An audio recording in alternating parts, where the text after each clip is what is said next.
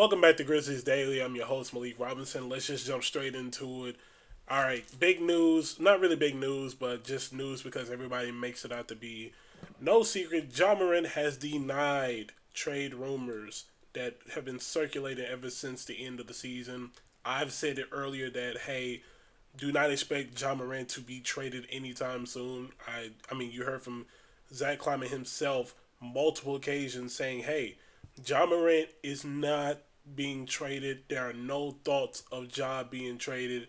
It's just that simple. I don't know why we continue to come up with trades for Ja to be traded. I get it. Some people may not like the Memphis Grizzlies, or it's just the same thing that we always see, which is basically people want big.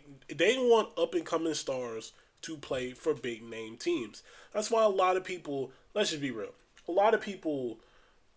If Luka doesn't make the finals if Luka doesn't make the finals last year, this trade to the Lakers wouldn't have been that big of a deal. That's just me. That trade wouldn't have been that big of a deal because a lot of people would be like, "Oh, well, Luka and LeBron, I can't wait to see this." Even though a lot of people were like that, a lot of people were also like, "Oh, well, Luka's done a lot for the city, but they don't really care that much. They wouldn't have cared that much." I mean, just I'm looking at a I'm looking at a literal trade from Bleacher Report. This is an actual trade that Bleacher Report, and I put it in the comments. Fire whoever made this trade. This trade says the Miami Heat would receive Ja Morant and Jay Huff, and the Grizzlies would receive Duncan Robinson, Kyle Anderson, Nikola Jovic, Jaime Jaquez Jr., in three first round picks. You tell me with a straight face that that is a ideal trade for the Grizzlies. Trade away the franchise. And I get it. John's gonna say, "Oh, Jaren's the franchise and all this." Let's be real. As great as Jared is, Ja's the one that brings in the big bucks and national attention. You're trading away. You want people really think we're trading the franchise for a 3 point shooter that's inconsistent, Duncan Robinson, a guy that's already played for us and is basically older now. Nikola Jovic, who is yet to improve that he's gonna pan out eventually, and Jaime Jaquez, who is solid, but I feel like outside of the Heat, he's not that great of a player as we think we are. Well, we think he is. It's just that simple. So I find it crazy that these are actual trades that I'm seeing people come up daily. I saw one for the Magic that involved Anthony Black, and I'm like, have we not have? If you watch the playoffs and the regular season with the Magic, Anthony Black did not play as good as he usually could. He's not playing as good as he could. And honestly, I think my thing is here. If Mikal Bridges, because let's be real, if Mikal Bridges can get traded for 5 first round picks, if Rudy Gobert to get traded for whatever he got traded for, then there is no reason why the Grizzlies should accept the trade with 3 first round picks and a bunch of guys that have not panned out. It's just that simple. I find that ridiculous. And it's just like it's one of those things where everybody assumes the Grizzlies are gonna go peer pressure and just end up crumbling because they want to win suddenly, and that's not the case. It's just stupid, and I wish that people would understand the Grizzlies want to keep their homegrown star, and their homegrown star actually wants to still play for them. Now, granted, it's been a lot of ups and downs with Ja. I've seen people every time he get hurt. Oh, let's trade Ja. Or back when the gun situations happened. Oh, they should look into trading Ja because he's a media, just a media headache. And I'm like, no, no, no, guys. Look, guys make mistakes all the time. They make decisions that ain't the greatest, but that does not mean that we should be trading them away easily, especially when they are the very reason why you're even watching them play. Because let's be real, a lot of these Grizzlies fans were not fans during those rough years of 2017 to 2019. And as soon as Ja come around, all of a sudden everybody knows what's best for the team. I'm not hearing that. It's just that simple. Ja isn't going anywhere. Let's just shut down the trades. Now I do want to jump into something because this is more current, and I've made a video on this on Twitter. Follow me on Twitter at mrobinsonjrsm. basically, there is Draymond Green put out a clip. Now I know this isn't necessarily Grizzlies related, but just give me 1 second. Draymond Green put out a no, he didn't put out a clip. They asked him in an interview, like about the technical fouls, the flagrant fouls during the playoffs, because basically Draymond Green is on a record pace right now when it comes to these flagrant fouls and technical fouls. Basically, he tried to paint the narrative as, oh, they're painting me out to be the bad guy, the villain. Well, Draymond, here's the reality: you are the bad guy. Now, here's the thing: it's not all Draymond's fault. It is one man's fault, and that is the man that is running this entire league, Adam Silver. And the reason I say that is because Adam Silver, correct me if I'm wrong, this is the same man that said he was going to make an example out of John Morant back when the Instagram Live situation happened. He said he was going to make an example out of John Morant. You made an example out of him, and you suspended him more games than you suspended Miles Bridges, Malik Beasley, and Jackson Hayes, and Kevin Porter Jr. Want to know what all four of those guys have in common? They actually had federal charges. They went to court. They went to jail. Well, Jackson Hayes, I don't think he went to jail. But you get what I'm saying. They actually did crimes. And Adam Silver was like, you know what? No, you're expressing your Second Amendment right. We can't let that happen. But Jonathan Isaac goes out of nowhere and posts a deer hunting video, and we're perfectly fine with that. Like, it's just a nitpicking. But the reason I bring up Adam Silver, I firmly believe people say, oh, Dylan Brooks is the reason the culture isn't the same for the Grizzlies and all this and that. Nobody else will say it because they want to keep their jobs. Adam Silver is the main person to blame for that. I'm sorry. He is the main person to blame. You literally saw the Grizzlies on this meteoric rise, and every time we had something good for us, you stepped in with an investigation or just things of that nature. I mean, let's be real. The investigation earlier this year after the Warriors game with John Morant and Buddy Hield, people made more of a deal of it because it's John Morant, but I'm like, Buddy Hield literally did that first. Not to mention, it just and you can go through my tweets. Look, after that happened, because apparently the gun celebration was out of pocket or whatever they said. But the thing is, you literally see guys doing this all the time, every game. It signifies that they're a shooter. I seen guys with the GTA 5 unlimited ammo cheat codes on their arm. I've seen LeBron smoke a joint. Like this, we're nitpicking. We're nitpicking. It's just that simple. We're nitpicking. Adam Silver is to blame for all of this. I'm not gonna say all of it because don't get me wrong. Some of our guys do need to take accountability. But let's be real. Adam Silver hasn't done anything to help the Grizzlies. That's just simple. He has not done anything. It's just like as soon as that situation happens, he's like, you know what? We got to make an example out of these guys. I don't care what anybody else does. And that's sad because small market teams get treated so unfairly compared to big market teams. That's why if you check Grizzlies Twitter during games, guys are going to point out when somebody does a gun celebration. But guess what? We don't really care that much. It's just the fact that the league cares that much when we do it. So, hey, in the great words from that 2 times, it's cool when they do it. It's a problem when we do it. It's just that simple. Now let's move on to something else. I'm sorry for the rant, but let's just move on to something else. When it comes to the Grizzlies themselves, I've obviously been a big advocate for adding veterans to the team. I want to still say and point out, I have belief in our youth. I have belief for majority of the guys on our youth, on our bench. I mean, you look at guys like G.G. Jackson, Scottie Pippen, and even Cam Spencer. I have unlimited faith in those guys because I've seen the potential. They just have to get into a space where they have the confidence to express it. Now, granted, Cam Spencer is on the 2-way, so I understand that. But if they want to make it up more in the roster, they got to really express their confidence on the court.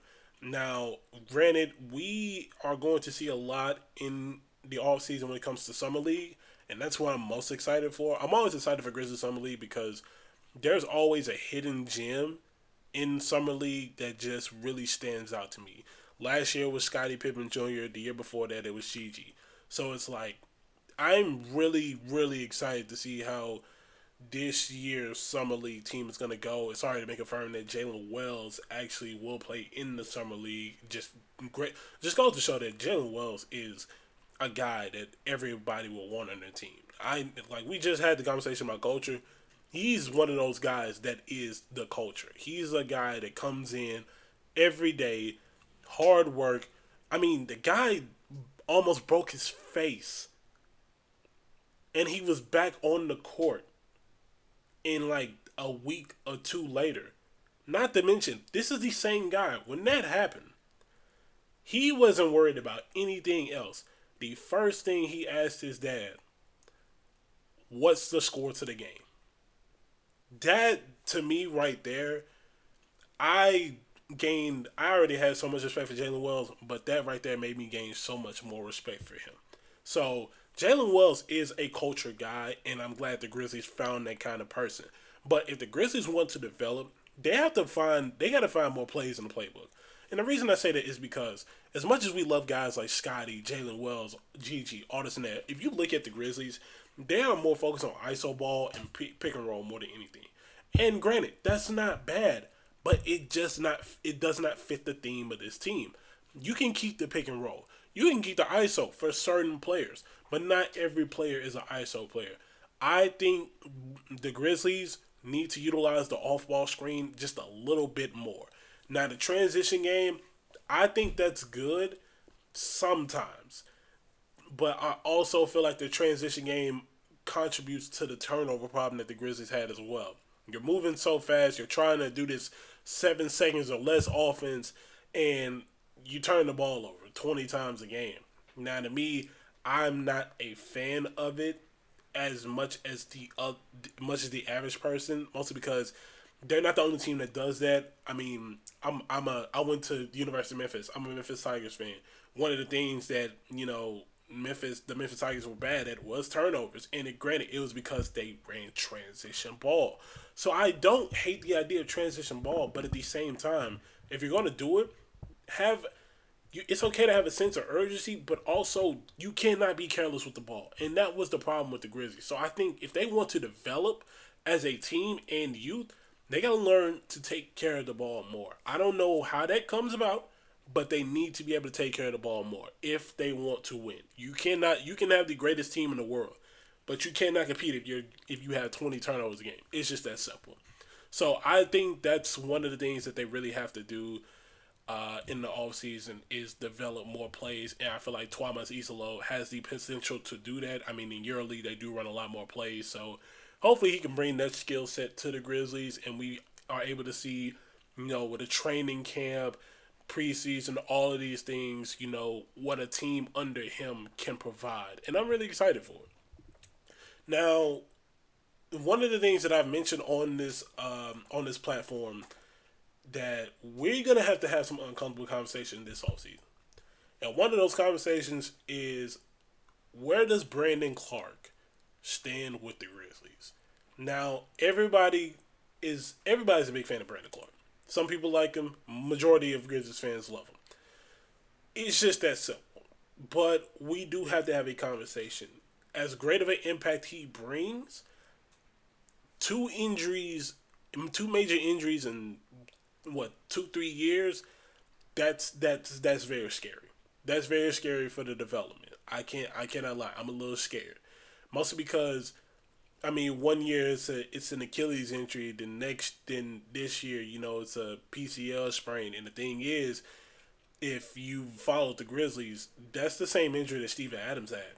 That's why. And now, granted, Brandon Clark took the smart route by having the surgery, which is something that Steven Adams didn't do, which is why he was out for the time that he was. But I feel like there has to be a conversation on, is it worth keeping Brandon Clark? Is it worth taking that risk? And the reason I say that is because, yes, Brandon Clark provides a lot, but it's hard for Brandon Clark to improve if he's getting injured a lot. And I'm not talking about major injuries. I'm talking about these are major injuries. They're putting him out for months. So I think that's something that really has to go into, account and be discussed. Now, here's the thing. I want BC to stay. I just feel like he has to improve his role a little bit more. He brings good defensive energy. He does good in the paint, rebounds, effort, all that stuff. But there were times when Brandon Clark just looked clueless on offense. You get him outside the paint, he looked clueless. I would love for him to develop a mid range, even if it's something like on a David West kind of level, Kevin Garnett kind of level. Just a little mid range shot. Make that pick and roll a little more effective, so that way you're not just looked at as a live threat. Because one of the things about Brandon Clark, with those injuries, he relied heavily on the hook shot, and that's fine. That's fine if it's going in 99% of the time. But you have to be able to span your game, because that's one of the problems that the Grizzlies had was floor spacing. And with Brandon Clark on the court, there were times where he just did not know where to stand. And that's why, when Ja Morant cuts into the paint, it's like he doesn't know where to go. And when Ja cuts into the paint, there's 2, 3 guys on him, and there's a lot of contact, but 9 times out of 10, Ja's not going to get that foul call. And we've seen it. That's just the reality. Ja Morant does not get the average foul call. So I just think if Brandon Clark wants to really impact this team, even after dealing with the multiple injuries, he has to look to expand his role. And that means developing the mid range. I know there was a couple flashes where he shot the 3-point shot. Absolutely hate that. I can't even lie. I'm not even going to sugarcoat it. I hate that he even tried to develop a 3-point shot or even attempted half the threes that he did, because majority of them weren't even close, and they were not confident shots. Now that's compared to, like, Zach Edey. He's at the top of the key. He's like, well, I'm open, I'll shoot it. And Zach Edey showed a little confidence in his shot, but Brandon Clark, in that corner, it's just like, hey, I got nowhere to go. They're leaving me open. I might as well just shoot it. But it's like, dude, you gotta, I don't know, take a dribble, step into the mid range, something. So hopefully the Grizzlies can, figure something out with Brandon Clark. I love BC, love the energy he brings, but he is one of those uncomfortable conversations that needs to be had. Otherwise, the Grizzlies are going to be stuck exactly where they're at. Because I'm being real, if the right player is up for a trade and they ask for Brandon Clark, I feel like I feel like you may need to pull the trigger on it. That's just how I feel about it. But that's regarding anybody, if we're being real. But really just focusing on Brandon Clark, he's one of those guys that, in the offseason, it's going to be really important to see how he develops post-injury. But that's all I got for Grizzlies Daily today, so make sure to stay tuned. Tomorrow, I'm going to have more content. Going to be on the lookout for you guys, bring you the newest news and newest rumors. So make sure to subscribe to us right here on YouTube, and make sure to follow me on all my social medias. And I'll be back with you guys tomorrow. Stay blessed.